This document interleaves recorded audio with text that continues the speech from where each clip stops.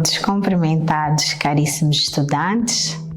Estamos aqui de volta para o nosso módulo de mediação de conflitos. Hoje iniciaremos com o primeiro capítulo. Neste capítulo, os conteúdos que serão abordados, faremos uma breve contextualização sobre a história da arbitragem em Moçambique. Vamos fazer menção às instituições arbitrais que foram instituídas para mediação de conflitos. Abordaremos de forma geral sobre o quadro legal, quais são os instrumentos legais que norteiam a mediação de conflitos. Vamos falar sobre o conceito em si de mediação, quais são os objetivos da mediação e porque o nosso módulo o nosso curso é de pós-graduação em mediação de conflitos, direitos humanos, mediação de conflitos na perspectiva de gênero. Também vamos fazer uma abordagem de forma geral sobre a mediação na perspectiva dos direitos humanos e falaremos das modalidades da arbitragem. Inicia-se o processo de aceitação institucional da arbitragem por meio da criação de instrumentos legais em Moçambique, como fruto das necessidades geradas pelo desenvolvimento do comércio internacional. E como marco, temos a aprovação da Lei da Arbitragem, Conciliação e Mediação de Conflitos. Aqui começa ou inicia o processo de aceitação da institucionalização do processo de arbitragem em Moçambique. Este marco evolutivo do processo de aceitação advém do texto da Constituição de 2004, que introduziu a forma programática dos tribunais arbitrais. Nós podemos encontrar este preceito legal no artigo 2, no número 2 do artigo 223 da Constituição da República de Moçambique. Para o efeito, foram criadas instituições de arbitragem. Temos o Centro de Mediação de Arbitragem Laboral, que é a COMAL, o Centro de Arbitragem, Conciliação e Mediação, com regras e procedimentos próprios instituída pela CTA. CTA é a Confederação das Associações Econômicas de Moçambique. O quadro legal que abarca a umbrella do processo de arbitragem nós podemos encontrar, como me referi, na Constituição da República, no artigo 223, número 2. Temos a própria Lei número 11/99, de 8 de julho, que rege a arbitragem, a conciliação e a mediação como meios alternativos à resolução de conflitos. Temos o próprio Código Civil, Código do Processo Civil, e outra legislação complementar que aceita ou preceitua alguns dispositivos, alguns artigos atinentes à mediação de conflitos. Estamos a falar da Lei de Investimentos, a Lei de Petróleos, Lei das Parcerias Público-Privadas, a nova Lei de Trabalho também já traz ali os processos, o conceito da mediação, como é que a mediação deve ser feita nas relações laborais. O Código da Propriedade Industrial já define também os parâmetros de aceitação de meios alternativos, meios extrajudiciais para a mediação de conflitos, a Lei sobre os Direitos de Autor e, por fim, o Código de Processo Civil. Temos outros diplomas legislativos que também aceitaram a institucionalização da jurisdição arbitral, a Lei de Investimentos. Conceito de mediação. O que é que nos vem assim? O que é que nos ocorre quando falamos de mediação? Qual é o conceito de mediação? É importante trazer aqui dois paradigmas da mediação.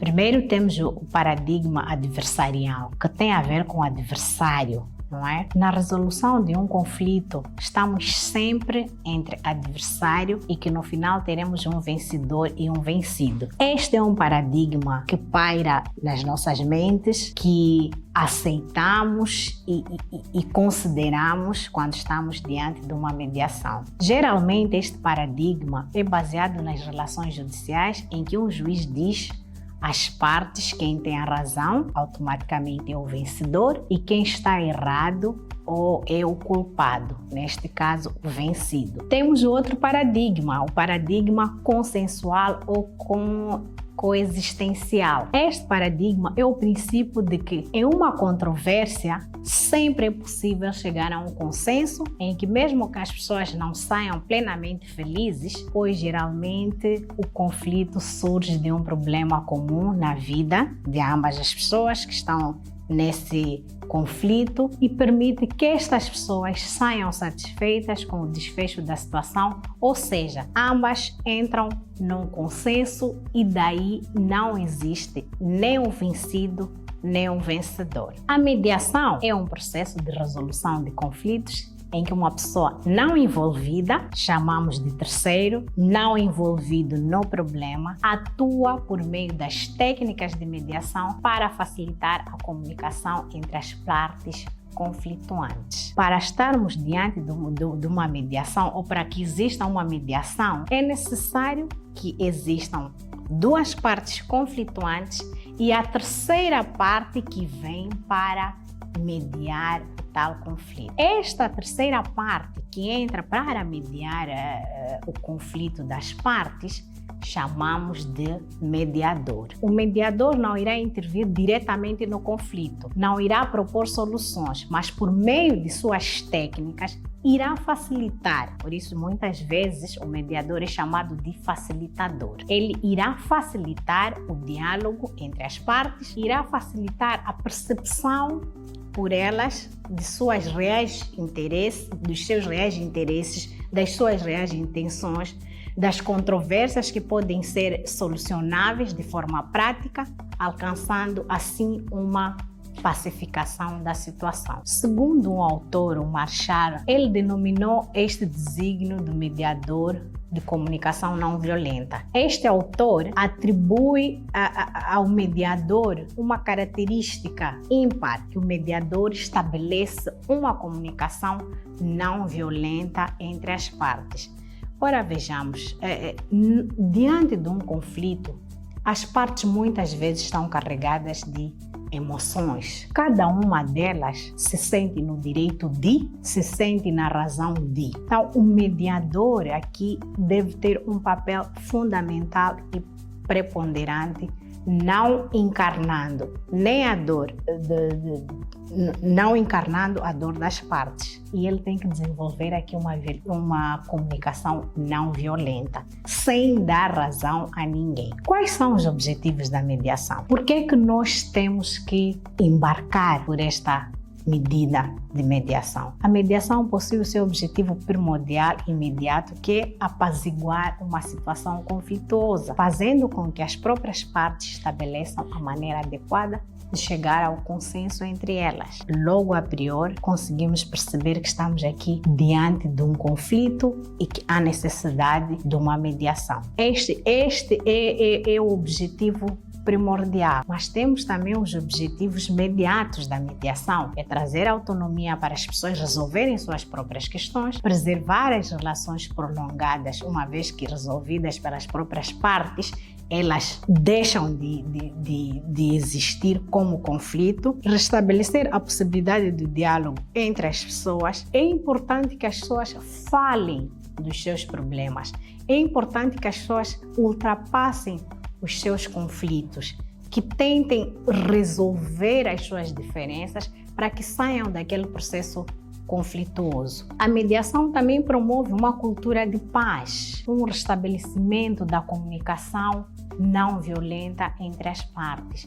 E, por fim, ela fortalece os laços de cidadania e cordialidade na coletividade, uma vez que as pessoas, em última instância, resolvem por si suas controvérsias. Ainda que o problema seja de duas partes, estes mal resolvidos podem desaguar em outros conflitos no meio em que aquelas pessoas estão inseridas, na sociedade com as quais elas convivem. A mediação na perspectiva de direitos humanos é uma outra abordagem. Esta abordagem privilegia que as relações sejam regidas por uma lógica colaborativa, respeitando e enfatizando a igualdade e a diferença de todas e de todos. Aqui já conseguimos perceber que estamos não só perante uma mediação na perspectiva de direitos humanos, mas também de gênero, em que respeitamos a igualdade e a diferença de todos e todas, de modo a permitir uma articulação coletiva que garante espaço para a expressão das singularidades. O meu eu, o meu ego aqui não deve existir. A mediação, na perspectiva de direitos humanos, afirma os valores dos direitos humanos e os coloca em prática. Não basta só que as partes conheçam os seus direitos humanos, elas devem praticar. E aqui, mais uma vez, é chamado o mediador, não é? Para que traga à tona essa prática sobre os direitos humanos. Nesta perspectiva, destaca-se o conflito como uma oportunidade para a transformação do padrão de relações, oportunidade para a transformação das circunstâncias. Onde havia violência, permitir que se desenvolva o respeito mútuo.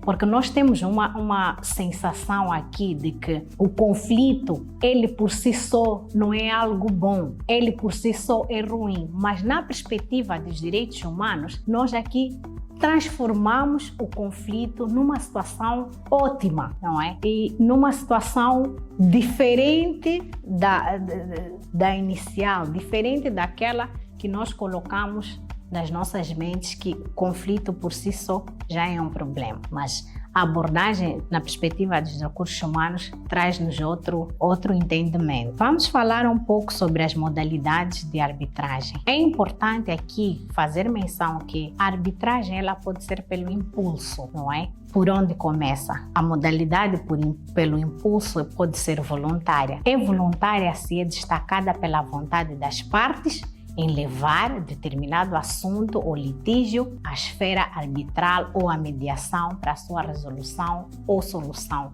sendo precedido de uma convenção. Portanto, a mediação voluntária depende das partes. As partes decidem, acordam por meio de uma convenção em levar o seu diferendo, em levar o seu litígio, em levar o seu problema à solução mediante uma mediação ou levar a solução do seu problema através de uma mediação.